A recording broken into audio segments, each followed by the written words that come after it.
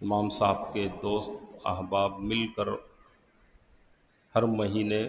یہ پروگرام منعقد کر رہے ہیں۔ دعا ہے کہ اللہ تبارک و تعالی ان کی اس کوشش کو اپنی بارگاہ میں شرف قبولیت عطا فرمائے۔ درس قرآن و حدیث اور فکر آخرت، یہ فکر آخرت کا جو لفظ درس قرآن و حدیث کے ساتھ ملا ہوا ہے، یہ بڑی اہمیت کا حامل ہے۔ قریب کے جو ٹاپکس ہیں، اگر اس کا لطف لباب اور خلاصہ نکالے تو قرآن کریم 3 اہم موضوعات پر مشتمل ہے۔ ظاہر کوئی بھی کتاب ہوتی ہے وہ کسی موضوع پر ہوتی ہے، تو سوال یہ بنتا ہے کہ قرآن کریم کا موضوع کیا ہے؟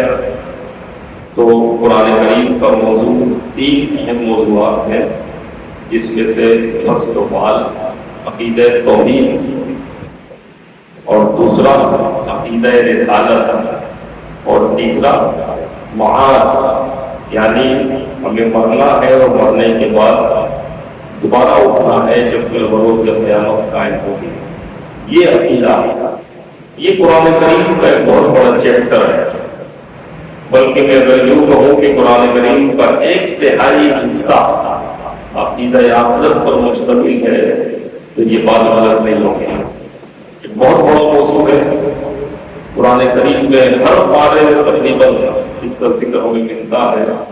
اور خاص طور پر قیامت کی جو منتقشی ہے اور قیامت کا ذکر ہے قرآن کریم کے آخری پاروں میں جب ہم جاتے ہیں، 28واں، 29واں اور 30واں پارہ، اس کا اکثر حصہ قیامت اور قیامت کے مناظر،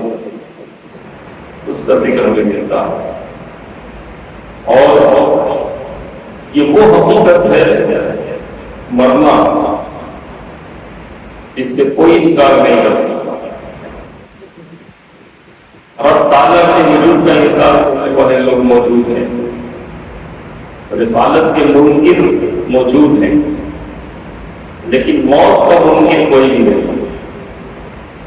موت ایک ایسی حقیقت ہے کہ جس کا کوئی انکار کر ہی نہیں سکتا، اس لیے کہ یہ وہ مشاہدے کی چیز ہے جو ہر ذی شعور اپنے ارد گرد ماحول میں یہ ساری چیزیں دیکھتا ہے، اور اس کو یہ بھی معلوم ہے کہ مجھے ایک دن مر کے مٹی ہو جانا، ختم ہو جانا۔ بڑے بڑے طاقتور لوگ آئے دنیا کے نیتا، ظالم بادشاہ اس دنیا میں آئے۔ قرآن کریم میں تو ایک فرعون کا ذکر ملتا ہے، ہزاروں فرعون اس روئے زمین پر آ چکے ہیں، اور کتنے موجود ہیں، کتنے آنے والے ہیں، لیکن جو آئے ان کا ذکر بھی نہیں ملتا، پتہ بھی نہیں چلا کہ وہ کہاں چلے۔ جو موجود ہیں یہ بھی چلے جائیں گے، جو بھی آئے نہیں آئیں گے تو ان کو بھی جانا ہوگا۔ یہ وہ ریئلٹی ہے کہ جس سے کوئی انکار نہیں کر سکتا۔ کل نفس ذائقۃ الموت، ہر نفس کو موت کا مزہ چکھنا ہے۔ جس چیز کے اندر اللہ تبارک و تعالیٰ نے روح رکھ دی ہے، نفس سے مراد ذی روح چیز، جس روح رکھ دی ہے تو ایک وقت تک وہ روح اس کے جسم میں، اس کی ذات میں، اس کے وجود میں موجود ہے، اور اس کے بعد جو کہ اس روح کا تعلق جسم سے کٹے گا اس پر موت طاری ہو جائے گی، اور پھر اس کا جسم زمین میں اللہ کی منشا نہ ہوگی سو مٹی میں مل کر ختم ہو جائے گا۔ بڑے بڑے انبیاء علیہ السلام کم و بیش 1,24,000 جو جن کی دنیا میں سخت ضرورت تھی، لیکن اللہ نے ان کو بھی اپنے پاس بلا دیا۔ سوال یہ پیدا ہوتا ہے کہ مرنے کے بعد پھر ہوگا کیا؟ جب یہ سوال ذہن میں آتا ہے تو دوسرا سوال اس سے ریلیٹڈ آتا ہے کہ ہم دنیا میں کس مقصد کے لیے آئے، کیوں آئے، ہمیں کون ہے پیدا کرنے والا، ہماری زندگی کا مقصد کیا ہے، اور جب مر جائیں گے تو کہاں جائیں گے، اور کون سی ایسی چیز ہے جو جسم پہ طاری ہوتی ہے اور اس کے بعد وہ جسم پہ جان ہو جاتا ہے۔ تو یہ وہ حقیقتیں ہیں جو انبیاء علیہ السلام جن کی تعلیمات انہوں نے ہمیں دی ہیں، ورنہ کسی اور ذرائع سے اس کی حقائق کو معلوم کرنے کی کوشش کریں گے تو اس کا جواب نو میں آئے گا۔ انبیاء کو بھیجا اسی غرض سے گیا ہے کہ وہ دنیا میں جائے اور انسان کو اس کی زندگی کا مقصد بتائے اور بتائیں کہ ان کے ساتھ کیا ہونے والا ہے۔ سب نے مر جانا ہے، ختم ہو جانا ہے، اور پھر مرنے کے بعد جو ہے اس کی روح کہیں اور ہوگی، جسم کہیں اور ہوگا۔ قیامت جب تک قائم نہیں ہوگی وہ عالم برزخ میں اپنی زندگی گزار رہا ہوگا، عالم ارواح سے عالم دنیا میں، عالم دنیا سے عالم برزخ میں۔ اور جب اللہ تبارک و تعالیٰ کا حکم ہوگا سور پھونکا جائے گا اور تمام جاندار پورے زمین پر موجود تمام جاندار سب کے سب ختم ہو جائے گا، کوئی بھی باقی نہیں بچے گا۔ اور اس کے بعد قیامت قائم ہو جائے گی اور پھر سور پھونکا جائے گا، تمام بے جان جو ہو چکے تھے وہ سب کے سب دوبارہ سے زندہ ہو جائے گا، سب کے سب دوبارہ زندہ ہوں گے۔ جو قبروں میں موجود ہیں ان کے جسم کا جو اصلی کہیں نہ کہیں موجود ہوگا، چاہے پانی میں ہو، چاہے ہوا میں معلق ہو، چاہے زمین کے کسی حصے میں ہو، کہیں بھی موجود ہو، ان سب پر ان کا جسم چڑھے گا، گوشت چڑھے گا اور دوبارہ اپنی قبروں سے ہو جائے گا۔ جس کا جوہر اصلی جس جگہ میں موجود ہے وہی اس کی قبر ہے اور وہی اس کا عالم برزخ ہے۔ اور اس کے بعد جب قیامت قائم ہوئی تو لوگ جو ابتدا سے لے کے انتہا تک جتنے بھی انسان اس دنیا میں بھیجے گئے تھے، چاہے وہ ایک لمحے کے لیے آئے، ایک لمحے کی زندگی پائی، سب کے سب دوبارہ زندہ کھڑے ہو جائیں گے اور سب کے سب میدان معاشر پہنچ۔ ایک عجیب منظر ہوگا، قیامت برپا ہوگی۔ یہ کائنات کا جو سسٹم ہے، نظام ہے، ایک فینومینا کے تحت چل رہا ہے۔ اللہ تبارک و تعالیٰ کے حکم سے سورج اپنے وقت پر نکلتا ہے، اپنے وقت پر غروب ہوتا ہے، چاند ستارے اپنے وقت پر نکل کے اپنے وقت پر مدھم پڑ جاتے ہیں۔ زمین و آسمان کی حرکت جو ہے خاص محور میں، خاص مدار میں، خاص ٹائمنگ میں گردش کر رہی ہے۔ کل فی فلک یسبحون، اس کائنات میں موجود اس اجرام فلکیات کو اگر دیکھیں تو ہر چیز متحرک ہے، ہر چیز حرکت کر رہی ہے، لیکن کوئی جسم کسی دوسرے جسم سے ٹکراتا نہیں۔ لیکن جب قیامت برپا ہوگی تو اللہ تبارک و تعالیٰ کا یہ سسٹم اللہ ہی کے حکم پر تحس ہو جائے گا، ایک دوسرے سے ٹکرا جائے گی۔ یہاں تک کہ جو پانی کا سمندر ہم دیکھتے ہیں، یہ چھاٹے مارتی ہوئی موجیں، یہ لہریں ہیں، یہ آگ میں تبدیل ہو جائے گی۔ سمندر آگ اڑ رہا ہوگا اور آگ کی لپیٹیں لہریں پانی کی نہیں ہوتی، آگ کی ہو جائے گی۔ حیرت کی بات دیکھیں کہ یہ پانی جو ہے اس کا جو فارمولا ہے، سائنس اس کو H2O سے تعبیر کرتی ہے،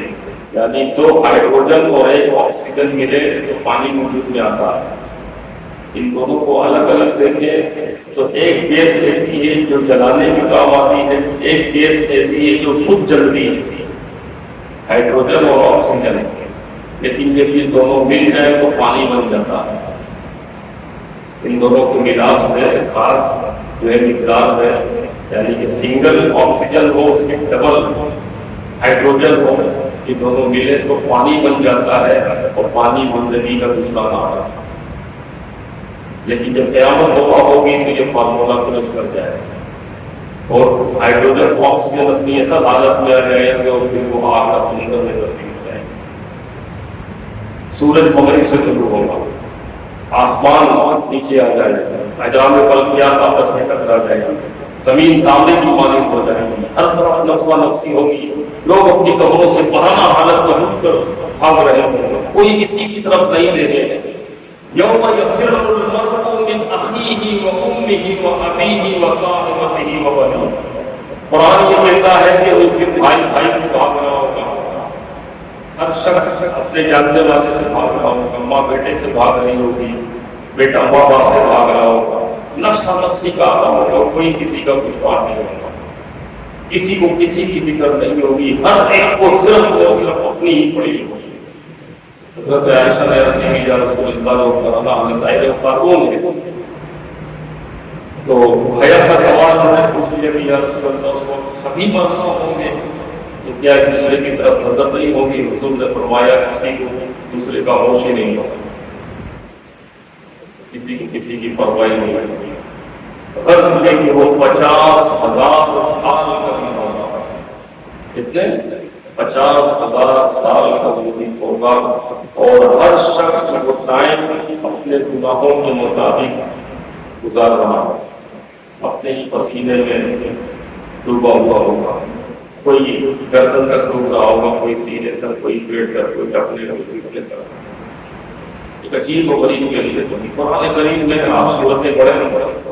اما یہ تصاویر سے شروع ہو جائیں پتہ سے یاد رکھنا اور آگے جتنی صورتیں ہیں بدتوحا سے کہنے کے لیے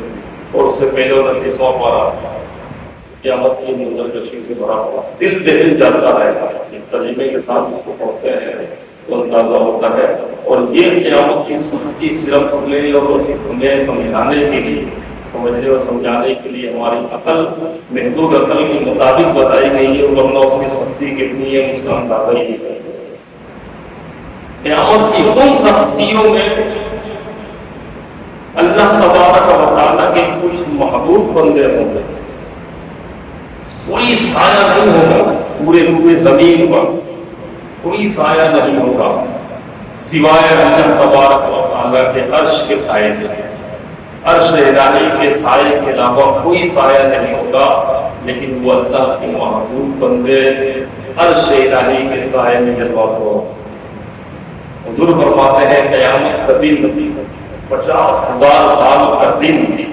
ان کے لیے ایسے گزر جائے گا جیسا کہ عصر اور مغرب کے نماز کے درمیان کا وقت گزر جاتا ہے۔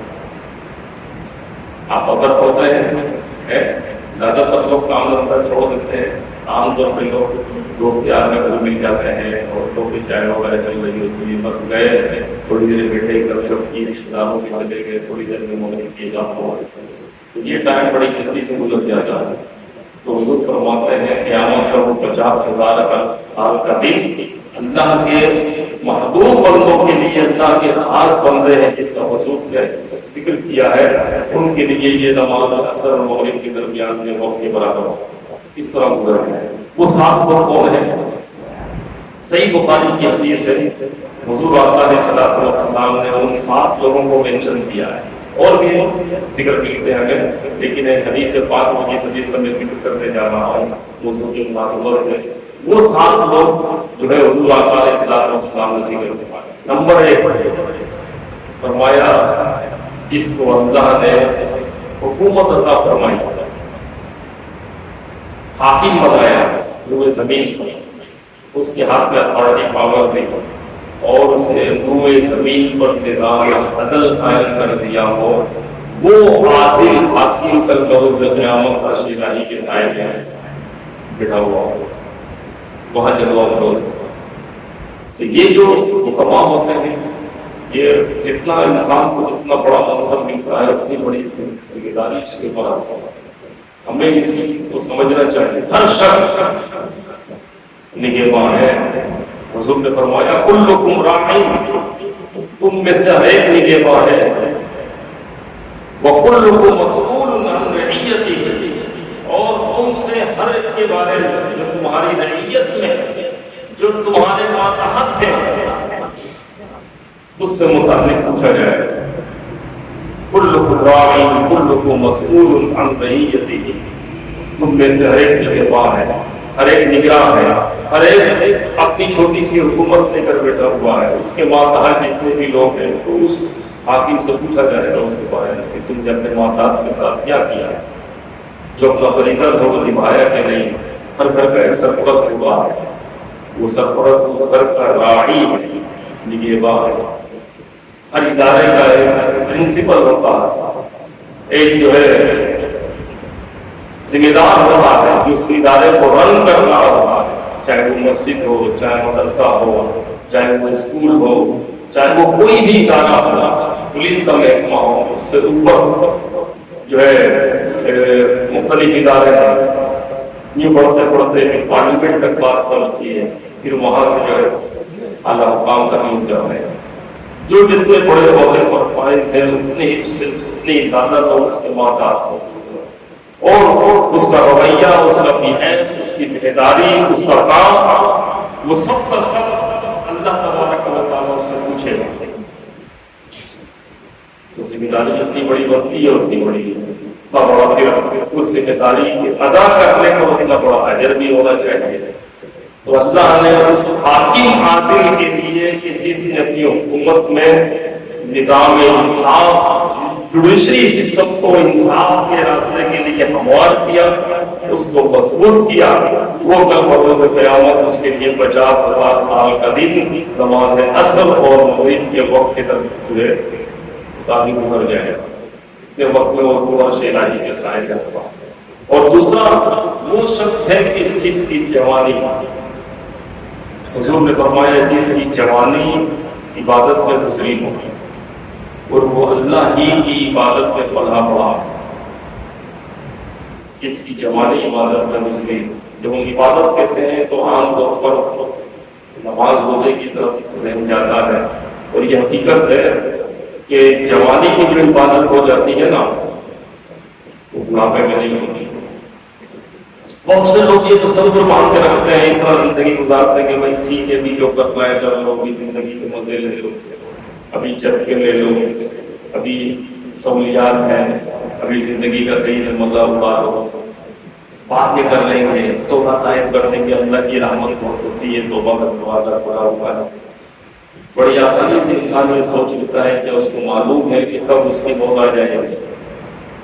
موت کا کوئی وقت مقرر نہیں، ہم اپنی آنکھوں سے دیکھتے ہیں بچہ کی دنیا میں چلا جاتا ہے، جوان آدمی اور بوڑھا آدمی، اس کی کوئی لمٹ نہیں ہوتی، پتہ ہی نہیں ملتا۔ ایسی ایسی خبریں آتی ہیں کہ عقل حیران ہو جاتی ہے، عقل جو ہے معاف ہو جاتی ہے، کسی کی موت کی خبر آ جائے جوان آدمی۔ تو موت ہمارے لیے بہت بڑا سبب ہے، تو یہ کب آ جائے گی کسی کو نہیں معلوم، لہٰذا جتنی جلد ہو سکے انسان اللہ کی طرف رجوع کر لے۔ اور کیا ہی خوش نصیب ہے وہ جوان جس کو جوانی میں عبادت کا مزہ ملنا شروع ہو جائے اور اس کا جسم پلے بڑے اللہ تبارک و تعالیٰ کی عبادت ہے۔ کتنے ہی پورے ایسے بیچارے جو بڑھاپے کی حالت میں آ جاتے ہیں، ایک مجبوری بن جاتی ہے، وہ پاکی ناپاکی کا مسئلہ کیا جاتا ہے، وہ اس طریقے سے پاک نہیں رہ پاتے جس کا جوانی میں پاکی ہوتی ہے، یا اپنی ناپاکیوں کو دور نہیں کر پاتے، ان کے جسم میں اتنی طاقت نہیں ہوتی جس طرح جوانی کو اس کے جسم میں طاقت ہے، مجبوری بن جاتی ہے، نہیں کر پاتے، اس طرح سجدہ نہیں کر پاتے، اس طرح رکوع نہیں کر پاتے، کثرت سے عبادت نہیں کر پاتے،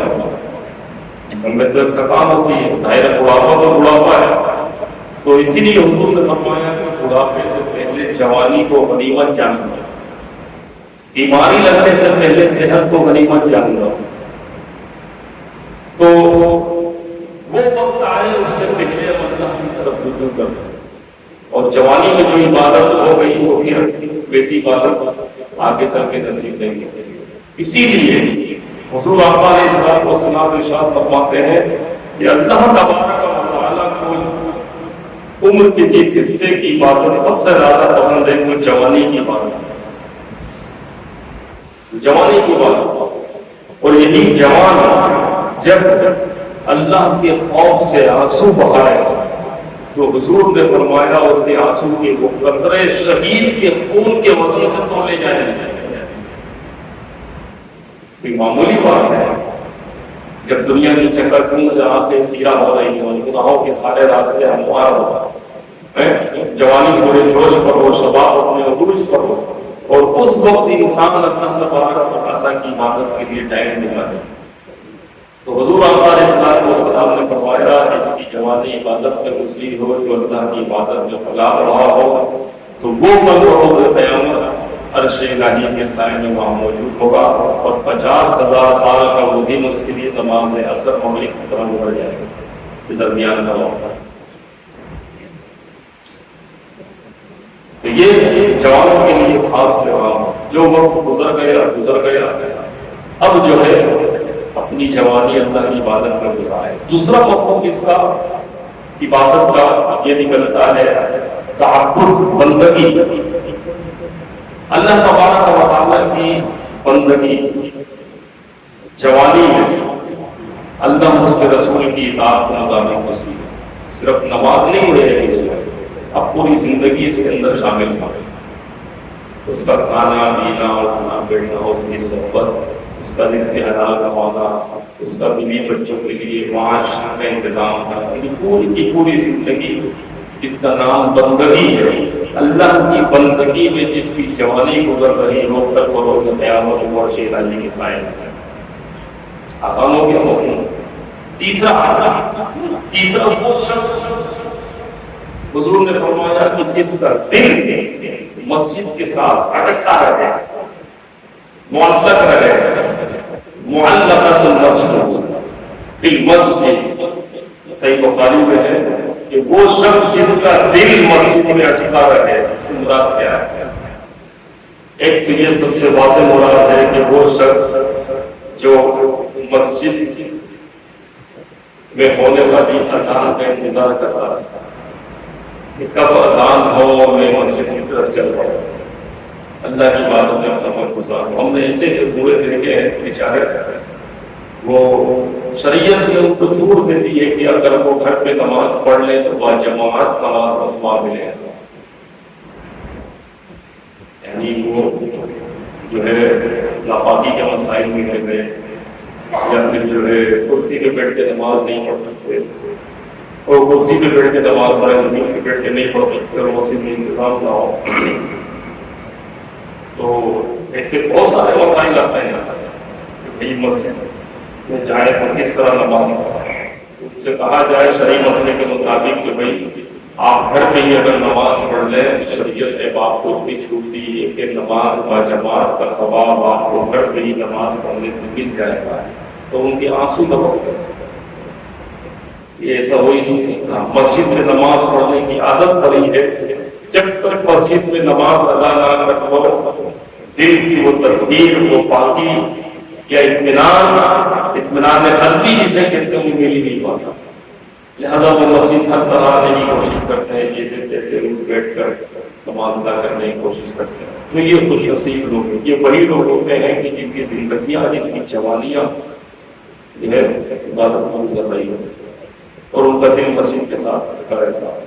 جو بھی اذان ہوئی، اذان کی آواز پڑھتے ہی ان کے دل میں بے چینی ہو جاتی ہے، چلو وہ نماز کی تیاری کریں، نماز کو چھوڑ دیں۔ دوسرے وہ لوگ ہیں جو مسجد کی خدمت میں ہمارا کریں۔ امام مسجد سب سے پہلا ہے، فرض و بعد امام مسجد، جس کو ہر وقت فکر لگی رہتی ہے، وہ کہیں بھی چلا جائے، ایک تو آپ ہمیں نا کہ کہیں بھی ہو تو کسی مسجد میں نماز پڑھ لیں، کیا کہ لانڈی میں تو ماں کی مسجد میں نماز پڑھنی، شاہ سن میں تو ماں کی مسجد میں نماز پڑھنی، لیکن امام مسجد کی ذمہ داری ہوتی ہے کہ وہ کہیں بھی ہو اس کو آپ کے مسجد، اپنی مسجد میں آنا، اس کا دل ہوا کسی کی مسجد کے ساتھ اتنا ہوگا، اور ایک منٹ بھی لیٹ نہیں ہو سکتا۔ ہم بھی تو بڑے جری اور مستاق مائنڈ کے ہو گئے نا کہ امام جو ہے تھوڑا سا لیٹ ہوگا تو پیچھے پلٹ پڑ رہی، امام کو حجرے کی طرف دیکھ رہے ہو، کسی چھان جا کے کہاں چلا گیا، پیچھے پلٹ کے دیکھ رہے ہوتے ہیں، ایک منٹ بھی انتظار نہیں کر پا رہے، اسی وجہ سے امام لیٹ ہو جائے تو اس کو چھوڑتے ہی نہیں، بلکہ بخشتے نہیں، یوں کہوں گی الفاظ کے ساتھ ہر نمازی کی زبان پڑھنا شروع کر رہے تھے، حیرت ہوتی ہے۔ حالانکہ حضور کے زمانے میں کوئی گھڑی نہیں تھی، جس طرح آج گھڑی کی ٹک ٹک کے ساتھ جو ہے نماز ہم نے جو پابند کی ہے، ایسا تو نہیں تھا۔ حضور کے زمانے کے ایک عرصے تک ایسا نہیں تھا، یہ گھڑیاں آئی سامنے، گھڑیوں کا وجود آیا تو لوگوں کی سہولت اور آسانی کے لیے گھڑی کی ٹائمنگ کے ساتھ نماز کی ٹائمنگ فکس کر دی گئی، ورنہ ایسا ہوتا تھا حدیث پاک میں ہے نماز عشاء جب وہ اذان عشاء ہو جاتی تھی تو صحابہ کرام دن بھر کی محنت مزدوری کر کے آج اس میں تاجر بھی ہیں، اس میں حامی بھی ہیں، اور اس کے جو ہے ہر طرح کے مطلب لوگ موجود ہیں، اور جو ہے مسجد نبوی موجود ہے۔ حضور کی آمد کا انتظار ہے، حضور آئیں گے تو جماعت ہوگی، اشارہ ملتا تھا تو اقامت ہوتی تھی، اقامت ہوتی تھی، اور پھر اقامت کے درمیان حضور آقا علیہ الصلوۃ والسلام جو مبارک کا پردہ ہٹتا تھا، حضور تشریف لاتے تھے۔ تو روایتوں میں ہے کہ اتنا وقت اتر جاتا تھا کہ صحابہ جو ہے وہ جو ہے اونگنے لگ جاتے تھے، اونگھائی آنے لگ جاتے تھے، اور حضور جب دیکھتے تھے کہ سر یہ آگے کی ایک کافی تعداد میں لوگ آ گئے، یہ تشریف لے آتے تھے اقامت کے لیے اشارہ کرتا ہوں، کسی کو کوئی اعتراض نہیں ہوتا تھا۔ تو اگر کہیں کوئی کوتاہی امام سے ہو جایا کرے تو اس کو درگزر کرنا چاہیے، اور آپ اپنے گھر سے چلتے نماز کی ادائیگی کے لیے وہی صحیح نماز کے برابر ثواب ملنا شروع ہو جاتا ہے۔ اب آپ آ کے مسجد میں سنت ادا کر رہے ہیں تو بھی نماز میں، بیٹھے ہوئے ہیں تو بھی نماز میں، تسبیحات پڑھ رہے ہیں تو بھی نماز میں، اس سے مراد ہے کہ نماز کے برابر ثواب مل رہا ہے۔ تو اگر امام نہیں ہے تو کسی وجہ سے تو آپ کے ثواب میں فرق نہیں آ رہا، بلکہ صبر کرنے پر، انتظار کرنے پر مزید ثواب پڑھنے کی امید ہے۔ تو اسی چھوٹی چھوٹی جو ہے چیزوں کو نظر انداز کرنا چاہیے۔ عام نمازی سے زیادہ امام مسجد کا دل جو ہے اپنی نماز کے ساتھ اٹکا رہتا ہے، یہ ہمیشہ یاد رکھنا ہے۔ اور پابندی کے ساتھ جو لوگ نماز پڑھنا جن کا دل رکھا ہوا ہے وہ سب کے سب اس زمرے میں شامل ہے کہ کل بروز قیامت جب قیامت کا منظر ہوگا، قیامت کی سختیاں ہوں گی، 50,000 سال کے دن کے برابر وہ قیامت کا ایک دن ہوگا، کوئی سایہ نہیں ہوگا سوائے عرش الہی کے، اس سائے میں وہ شخص بھی موجود ہوگا کہ جس کا دل مسجد کے ساتھ لڑکا رہا ہے۔ تو مسجدوں کو آباد کریں، دل کو مسجدوں میں لگائیں۔ اس میں وہ لوگ نہیں ہیں جو مسجد کی انتظامیہ سے جس کا تعلق ہوتا ہے بڑی ذمہ داری کے ساتھ مسجد کے انتظام سنبھالتے ہیں، اپنے گھر کی مصروفیات کو چھوڑ کر وہ مسجدوں میں کام کر رہے ہوتے ہیں، اور پھر وہ خانقاہیں الگ ہوتی ہیں، حاسدین الگ ہوتے ہیں، یہاں تک کہ بعض دفعہ تو ایسا ہوتا ہے کہ کورٹ کچہری کر کے ڈالے ہوتے ہیں۔ فقیر بھائی تشریف کو بات پوچھا، تقریباً 10-12 سال تو ہو گیا، اب طرح کے معاملات سامنے آ رہے ہیں۔ کمیٹی مسجد کے لیے بڑی قربانیاں دے رہی ہوتی ہے، چاہے کسی بھی مسجد کی ہو، چھوٹی سی جگہ بھی ہو، نماز بھی وہاں کی کمیٹی مقرر ہے اور وہ کام کر رہی ہے۔ تو یہ وہ لوگ ہیں جو مسجد جن کا دل مسجد کے ساتھ اٹکا رہتا ہے۔ تیسرے وہ لوگ ہیں جو نظریں دوڑاتے رہتے ہیں کہ مسجد میں کسی چیز کی ضرورت ہے، کہاں کس چیز کی ضرورت ہے، وہ انتظامیہ پر یا منتظمین پر یا ذمہ پر کسی قسم کا اعتراض یا کسی قسم کی کوتاہی اس کو نظر انداز کرتے ہوئے وہ خود بخود آگے بڑھ کے مسجد کے معاملات دیکھتے رہتے ہیں کہ بھائی فلاں چیز کی کمی ہے، فلاں موقع خراب ہو گیا ہے، یہ لوگ انتظامیہ سے رابطہ کیا، کیسے آ گئے، چاہے نماز نہیں ہے مسجد میں، کارپیٹ کی ضرورت ہے، فلاں چیز کی ضرورت ہے، فلاں چیز کی ضرورت ہے۔ کتنے لوگ تو مسجد کے گیٹ کے پاس جھاڑو بھی لگا ہوئے ہیں، نمازی حضرات بڑے خوش نصیب لوگ ہیں، بڑی پابندی جیسا کر رہے ہو، بندہ سب کو اجر دینے والا ہے جو وہ لوگ ہیں جن کا دل مسجد کے ساتھ اٹکا ہوا ہے، تو وہ عرش الہی کے سائے میں ہوں گے تک لوگ جو قیامت۔ اسی طرح چوتھا شخص جو ہے وہ دو افراد جو آپس میں ملتے ہیں تو اللہ کی رضا کے لیے ان کی محبت ہوتی ہے، جب جدا ہوتے ہیں تو اللہ کی رضا کے لیے ہوتی ہے۔ انسان سے تعلق بنتا ہے، لیکن یہی تعلق بغیر کسی مفاد، بغیر کسی غرض کے خاص رب تعالیٰ کی رضا کے لیے ہو جائے تو پھر یہ شخص بلکہ یہ دونوں افراد ان لوگوں کی صفوں میں شامل ہوں گے کہ جو کل بروز قیامت عرش الہی کے سائے میں ہوں گے۔ اسی طرح پانچویں وہ مرد و عورت ہیں، اچھا اس میں صرف مرد شامل نہیں ہے، ضرور رکھیے گا چونکہ میرا مخاطب مرد ہے تو میں ان کو شامل کرتا ہوں، اس کو خواتین دیا جا رہا ہے۔ اسی طرح پانچواں وہ شخص ہے جس کے بارے میں حضور نے بشارت دی، فرمایا وہ مرد و عورت جو تنہائی میں ملے اور گناہ میں کوئی رکاوٹ نہ ہو دل کا میلان بھی ہو، لیکن وہ صرف اور صرف اس خوف سے رک جائیں کہ اللہ تبارک و تعالیٰ ہمیں دیکھ رہا، اللہ کی خشیت سے، اللہ کے خوف سے وہ گناہ سے باز آئے۔ یہ بہت بڑا کام۔ جوانی شباب دیوانی ہوتی ہے، اس میں گناہ کے چانسز بھی بڑھ جاتے ہیں۔ گناہ کے چانسز زیادہ بڑھنے کی وجہ سے تو اللہ تعالیٰ کو جوانی کی عبادت پسند ہے۔ جوانی کی عبادت کی علت اگر نکالیں گے تو یہی بنتی ہے۔ جوانی میں ذہن میں بڑھتا ہے، جوانی میں دنیا کی طلب بھی بڑھ جاتی ہے، جوانی میں گناہوں کی جو ہے طلب ہوتی ہے، اور آگے پیچھے وہ دیکھ رہا ہوتا ہے، ہر چیز مشاہدہ کر رہا ہوتا ہے، اس کے باوجود بھی وہ اللہ کی طرف راغب ہو رہا ہے، تو ایسے میں گناہ کا چانس ہی بڑھ جاتا ہے۔ تو اللہ کی رضا کے لیے اگر کوئی رک گیا تو کل بروز قیامت اور سینائی کے سائے، یہ بہت بڑی بشارت ہے۔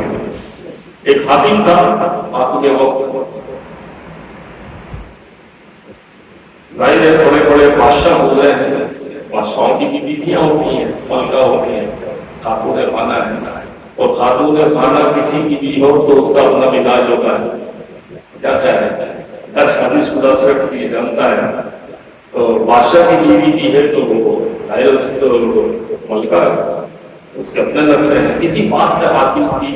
بیوی کے ساتھ ڈاکتے کسی سے ناراض ہو گئے دوسرے سے، حاکم کے وقت کے غصے میں جو اس کی ملکہ کی زبان سے نکل گیا کہ تو جہنمی ہے، تو جنتی نہیں ہے، اسے کی عادت اس کی زبان سے یہ نکلا،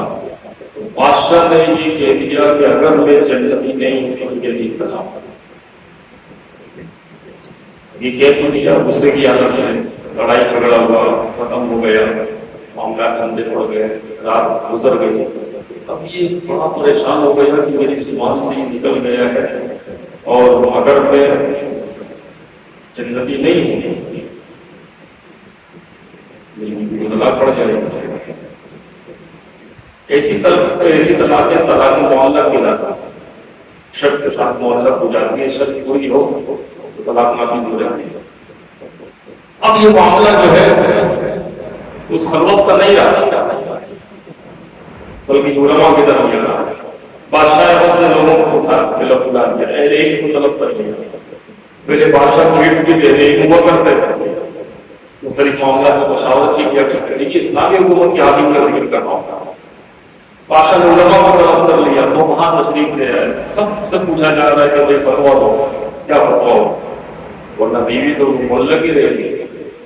شرط معلق پڑی رہے گی، کوئی جواب نہیں دے پا رہا۔ تو اس وقت ایک عالم دین نے، ایک مفتی نے مشورہ دیا کہ حضور ہمارے علاقے میں جوان عالم دین آیا ہے، بڑا شعبہ ہے، اس کا بڑا چرچا ہے، بہت لوگ اس کے علم کو سراہ رہے ہیں بڑی کثرت کے ساتھ، یہ یقین ہے کہ اس کے پاس آپ کے اس مسئلے کا حل موجود ہوگا، شریعت کی روشنی میں اس کو بلایا جائے، اور ٹھیک ہے جلد سے جلد اس دو جوان عالم دین کو بلایا گیا اور اس کے سامنے سارا مسئلہ رکھ دیا گیا۔ تو عالم دین نے پوچھا بادشاہ سلامت سے کہ اللہ نے آپ کو بادشاہ دی، قوت دی، حسن دیا، دولت دی، ہر چیز سے نوازا ہے،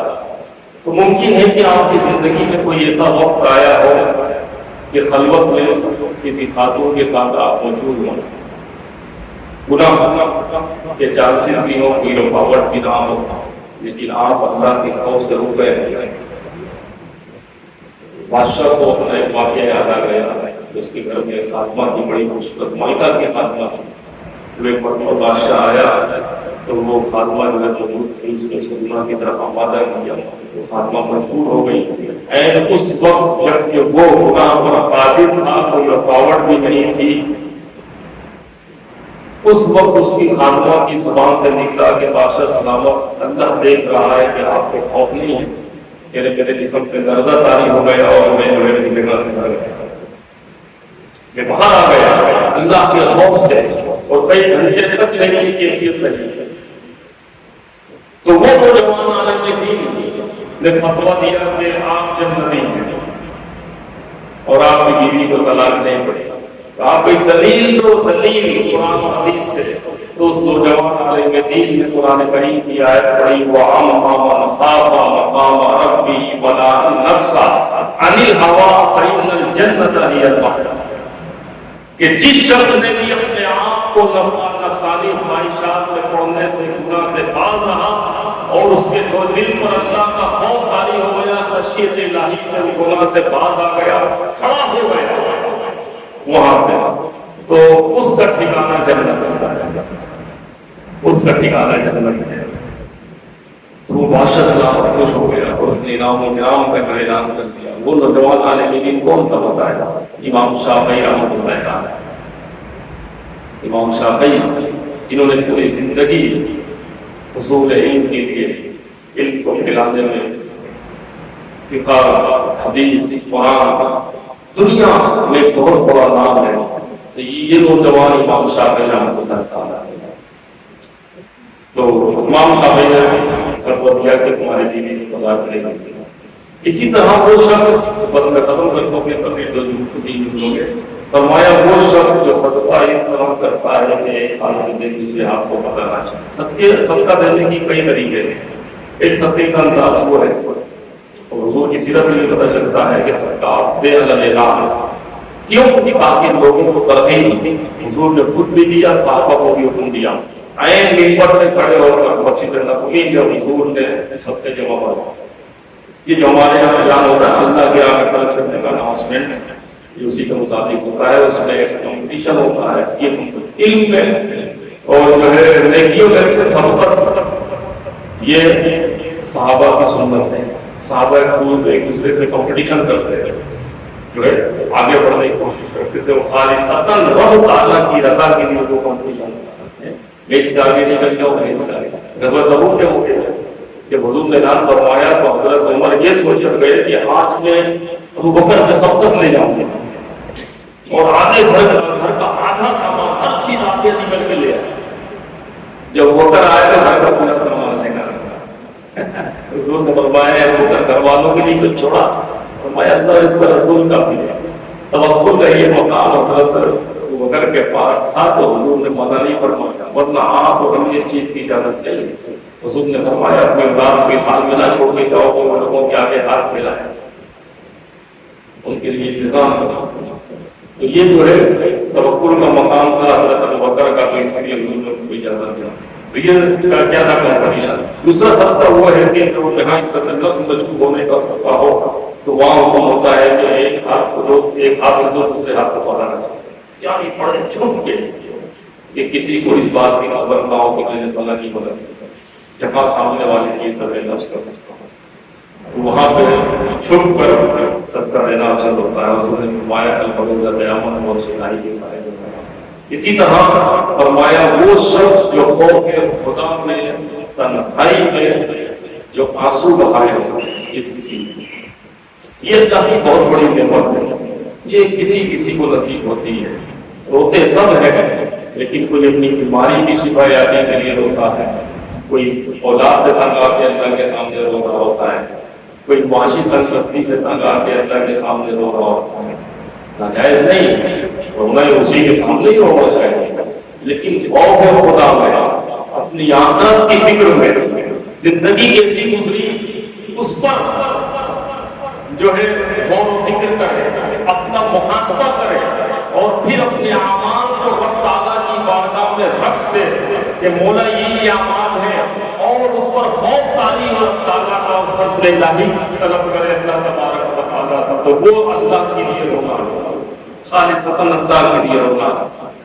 اور اللہ کی محبت میں کوئی روتا ہے، اللہ کے خوف سے کوئی آتا ہے، تنہائی میں بیٹھ کر تو عبادت پر اس کو مزہ ملتا ہے، اللہ کے قرب کا اس کو مزہ ملتا ہے۔ جس کسی کو یہ عادت پڑ جاتی ہے نا، پھر اس کو تنہائی کی عبادت پر جو مزہ ملتا ہے وہ بڑے بڑے بادشاہوں کو تخت پر نہیں ملتا، اپنی کرسیوں پر نہیں ملتا۔ تو یہ اللہ کی بہت بڑی نعمت ہے، اس کو طلب کرنا چاہیے۔ اللہ تبارک و تعالیٰ یہ 7 افراد حضور جن کے بارے میں فرمایا کر ضرور قیامت یہ لوگ عرش الہی کے سائے میں ہوں گے، سب 50,000 سال کا وہ دن ان کے لیے سب ادھر جائے گا جیسے نماز عصر مغرب کے درمیان۔ تو قرآن اور حدیث اور فکر آخرت. تو حدیث کی روشنی میں یہ فکر آخرت ہمیں مل رہی ہے کہ ہم اپنی زندگی ایسی گزارے کہ سات لوگوں کے زمرے میں شامل ہو جائے. انشاءاللہ دنیا بھی اچھی ہو جائے گی اور آخرت بھی بنے. اللہ رب العالمین ہم سب کو صحیح معنی میں قرآن و حدیث کو سمجھنے اس پر عمل کرنے کی توفیق عطا فرمائے. آمین.